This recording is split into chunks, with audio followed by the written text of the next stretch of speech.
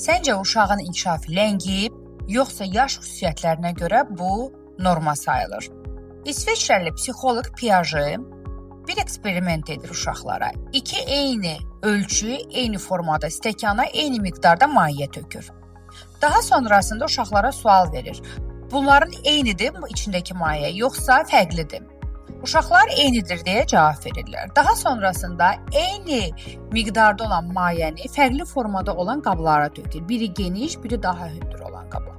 Uşağa sual verəndə 7 yaşında uşaq deyir ki, yox, sadəcə qabın forması dəyişib.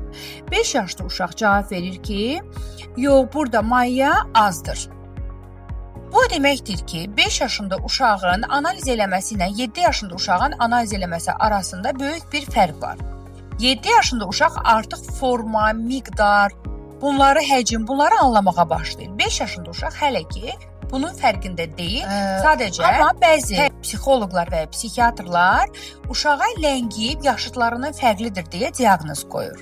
Uşaqların inkişafı hər yaşa görə mərhələli şəkildə inkişaf edir.